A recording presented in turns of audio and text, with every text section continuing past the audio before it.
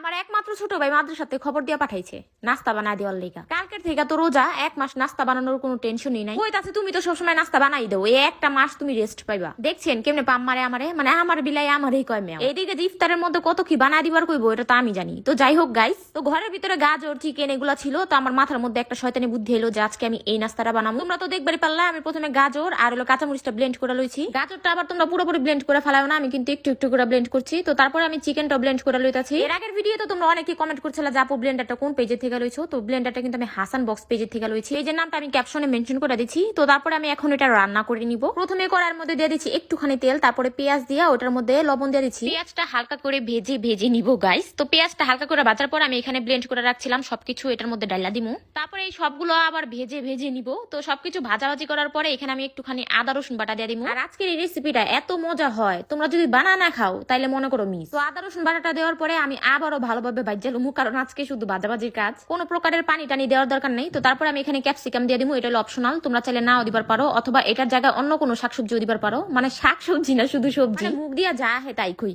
তো তারপরে এখানে আমি দিয়ে দিলাম সয়া সস, দিয়ে দিমু টমেটো সস। যখন মনে করো নাস্তা নুস্তা বানাইবা ওই সবকিছুর মধ্যে সসটা একটু বেশি করে দিবা, তাইলে মনে করো মজা মজা লাগে। তো সস দেওয়ার পরে হালকা একটু নেড়ে চেড়ে নিয়েছি। তারপর এখানে আমি দিয়ে দিমু ওইলো দুধ।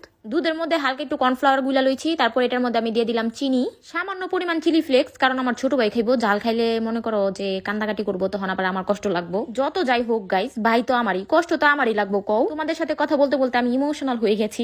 তো কথা কইতে কইতে আমাদের চিকেনের পুরটা রেডি, যে দেখো কি সুন্দর মাখা মাখা হয়েছে। তো রান্না বাড়ার মাঝখানে তোমাগুলো একটা সাবানের রিভিউ শেয়ার করি। এই সাবানটা আমি গ্লোমিনাস ফেসবুক পেজ থেকে নিচ্ছি। ভাই এই সাবানটা এত ভালো, আমি নিজে ইউজ করি। এর লেগে ভাবলাম তোমাগুলো একটু রিভিউটা শেয়ার করে দেই। যারা যারা ন্যাচারাল স্কিনটারে ব্রাইট আর হেলদি করবার চাও তারা কিন্তু এই সাবানটা ইউজ করতে পারো। ব্রোন, মেস্তা, ডার্ক সার্কেল অথবা যে কোনো রকমের কালো দাগ আস্তে আস্তে কমায়। যাদের স্কিনে অতিরিক্ত অয়েল আছে ওইটা কিন্তু রিমুভ করে, আর ড্রাই স্কিনটারে স্মুথ বানায়। যাদের স্কিনটা পাতলা ওই স্কিনটারে মোটা করে আর নরম ভাবে প্রোটেকশন দেয়। যেটা আমি কয়েকদিন ব্যবহার করার পরেই বুঝছি। ব্যবহার করার নিয়ম হলো সাবানের মধ্যে হালকা একটু পানি দিয়া ফর্ম ক্রিয়েট করে 1 থেকে 2 মিনিট মাসাজ করলে হইব। রেজাল্ট আপনারা ব্যবহার করার কয়েকদিন পরেই বুঝবেন। তো গ্লোমিনাস ফেসবুক পেজের নামটা কিন্তু আমি ক্যাপশনে মেনশন করে দিচ্ছি, তো তোমরা চাইলে অর্ডার করতে পারো।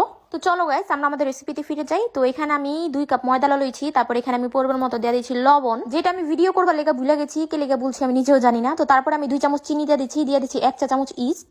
তারপরে একটুখানি গুঁড়া দুধ দিচ্ছি, ওটা না দিলে কোনো সমস্যা নাই। তারপরে হালকা কুসুম গরম দুধ দিয়ে এখানে একটা ডো বানালুম। ডোটা একেবারে নরম নরম করে বানাইবেন। ও এখানে কিন্তু আমি তেলও দিয়ে দিচ্ছিলাম, যেটা আমি কইবার লেগে ভুলে গেছি গা।